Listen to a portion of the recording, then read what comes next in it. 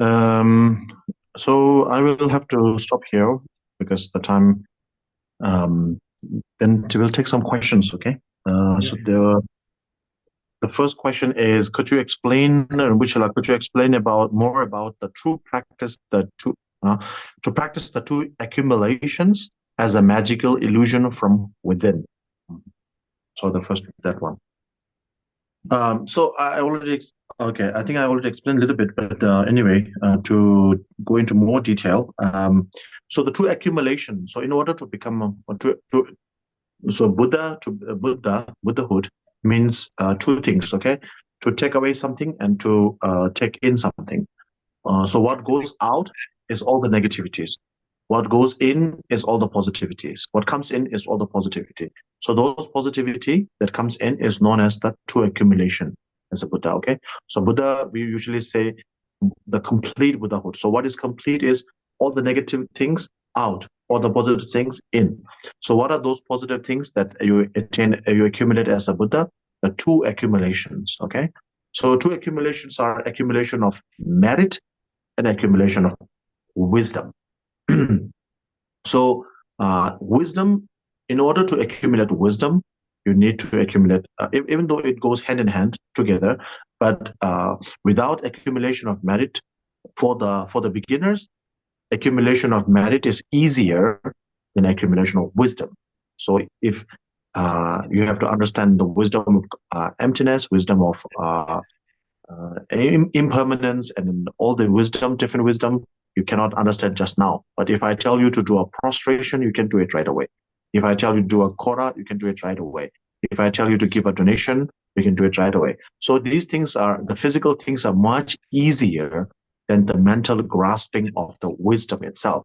So in order to have a certain level of accumulation of wisdom, you actually have to start with the accumulation of merit. So merit is accumulated whenever you do any positive work. So normally people talk about the accumulation of merit a lot. Okay, make donation, go for kora, do social service, yeah, do generosity, all these things. All this engage, when you engage in these activities, you accumulate merit.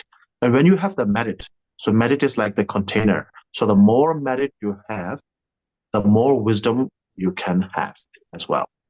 So the less merit you have, the less merit you have accumulated, your mind is not receptive, not susceptible, not ready to accept more profound form of wisdom.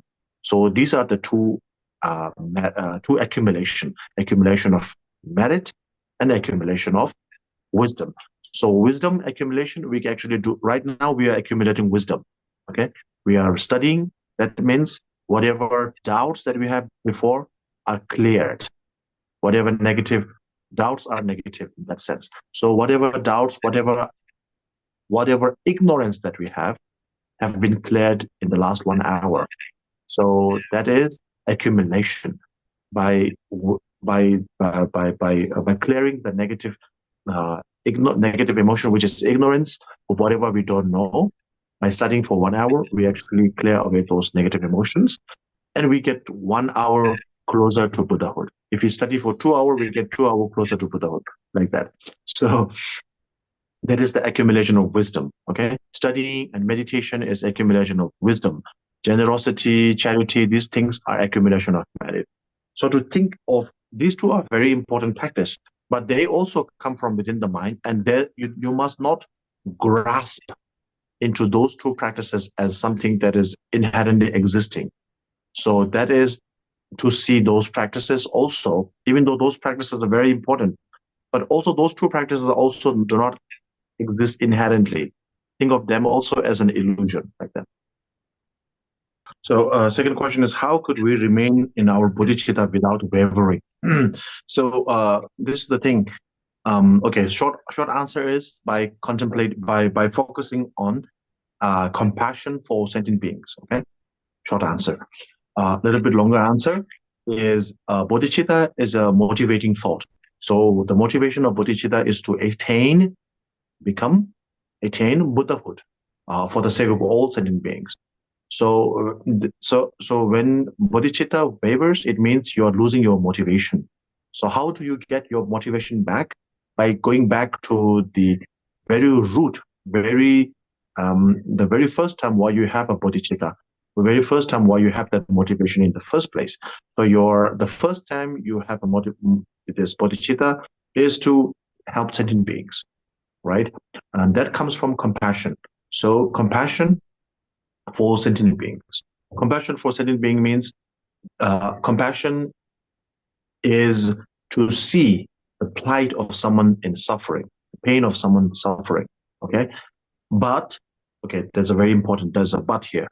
So you see the pain of someone suffering, but instead of being demotivated, instead of being the, um, uh, losing your motivation, instead of being instead of losing your motivation to help, or instead of being demotivated, you were actually motivated to help that person. In order to do that, right? In order to do that, you need to have you need to have unconditional love for that person. When a mother sees their children suffering in pain, this and that, the mother, of course, feels the pain, but they don't stop with the pain. Oh, okay, my child is in a pain. Okay, what should I do? Okay, now I don't. Okay, just leave him like that. We don't do that. So when the mother sees the child in pain, she goes there and tries to take care of that child by the best way she can. Uh, if it's a small problem, then she try to solve it right away. If it's a big problem, at the very least, she will console the child and then go slowly. So basically, that comes from love. Without love, she will not care whatever problem the child is going through. And with love comes compassion. From compassion comes bodhicitta. Okay, so the answer lies in bodhicitta. Sorry, compassion for beings. Yeah.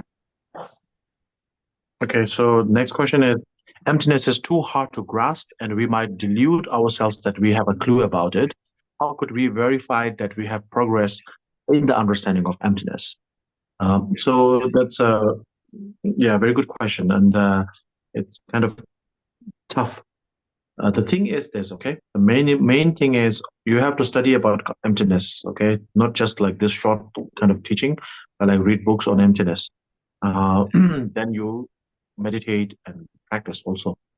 And through your practice, through your reading, if you start to see and hear and feel things less and less real, less and less real in the sense that, okay, things start to appear more illusory, okay? You, of course, on the conventional level, you can see me, you can hear me and all that. But on the ultimate level, even though you can see me, you see me as if it is an illusion. Okay, illusion does not mean unreal, or illusion does not mean uh, anything bad. When you go to a magic show, it's all illusion, but it's nothing bad there. That illusion actually entertains you, right? Another example is when you see me on the screen, you have this illusion that I am there, but I'm not there. I'm in another place, right? So it is an illusion, but it still works. Illusion can still be functionary. Illusion can function. Illusion does not mean negative, bad, no more, go away, like that. Illusion can be utilized. But if you know illusion as illusion, then that is helpful. If you think that the person that you see on the screen, on the television set, on the TV set is real me, then you have a big problem. But if you know that I'm transmitting this mission, this message, this teaching from another part of the world, uh, then you have wisdom here.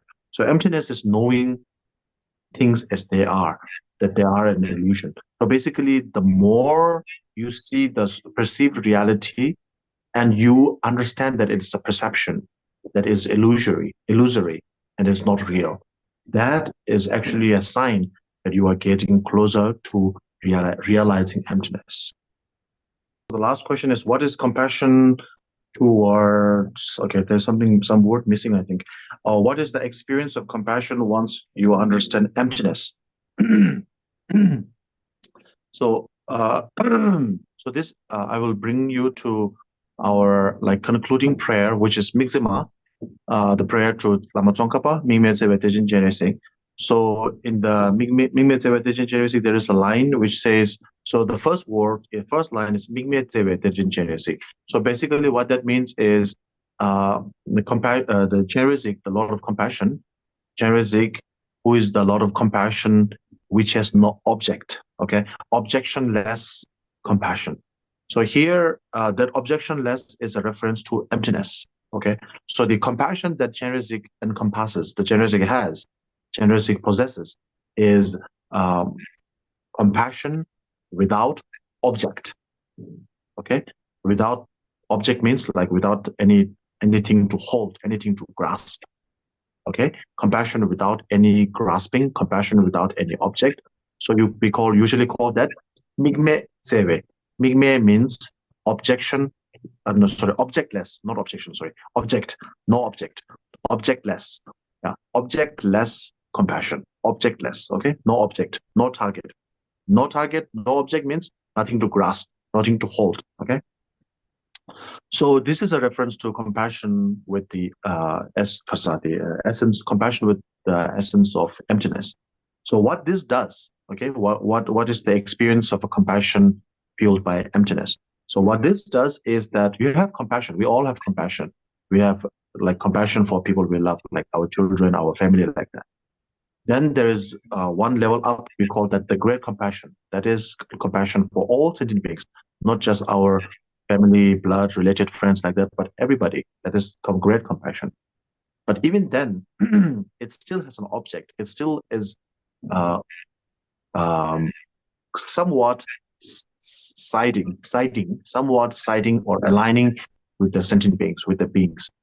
So even though the idea of compassion is to help sentient beings to be motivated, not demotivated, but seeing the plight of sentient beings, but being motivated enough to alleviate their suffering as well. So that is compassion. And compassion without an object means a compassion that is no longer grasping, even though it's taking care of, it's actually dealing with the suffering, dealing with the elevation of the suffering of sentient beings. It's no longer stuck there. There is no object to be stuck. So that is the objectless emptiness. Sorry, objectless compassion. So objectless means, so how does it become objectless? Once it has the understanding of emptiness, then it becomes objectless. If the compassion does not have a proper understanding, if the person who has the compassion does not have a proper understanding of emptiness, then that compassion has an object, is stuck somewhere, is still stuck. Okay, so this is where we go back to the original, like the beginning of today's teaching. The beginning of today's teaching is, what is that? With compassion, with emptiness, we come out of samsara, right? With compassion, we come to Buddhahood, right? So in order to go to Buddhahood, emptiness is not useful. We need compassion, okay? We need compassion. By emptiness alone, we cannot get to Buddhahood. We need the compassion, because compassion is the root for bodhicitta. Because bodhicitta is the attitude to become enlightened Buddhahood for all sentient beings. So Buddhahood can be gained only through the practice of compassion. But is compassion alone enough? It's not enough. Because even though your goal is to go to Buddhahood, it's too far away. So before gaining Buddhahood, you still have to cross over nirvana. And crossing nirvana can be done only by emptiness. So with emptiness, you are free from samsara. With compassion, you are free from the non-enlightened state, non-Buddhahood state. Yeah, like that. All right. So, there's one last question. Does Buddha have emotions? Does Buddha have sadness and joy? Okay, so Buddha does not have sadness. So, like technically, we would say he does not even have joy, in the sense that all his emotions are neutral. But this is the thing. So he does not have sadness from something that people say or do bad thing, or joy from people doing good or good thing, like that. So basically, his emotions are always neutral. There's no reactionary emotions for the Buddha. But does that mean Buddha have no feeling? Like cannot have whether you do good or bad, does not care, or does not really understand anything? That's not the case. And does Buddha not have compassion when people are suffering? Does Buddha not care? That is not the case. So has the Buddha has the awareness to feel your emotions. Okay, whether it's sad or Buddha. When you are in pain, Buddha is not in pain, but Buddha is aware of the fact that you are in pain. Okay, Buddha has the awareness of your pain, but Buddha does not have pain, like that. Yeah. Okay, so now we have we conclude here for today, and then that's I think today we go more than 2 hours. So so that's 2 hours of accumulating wisdom. Accumulation means saving, all right? Accumulate. So we have 2 hours saving, 2 hours worth of saving. And that saving should be deposited in a long-term deposit in the form of dedication. So now we will go to dedication. Yeah.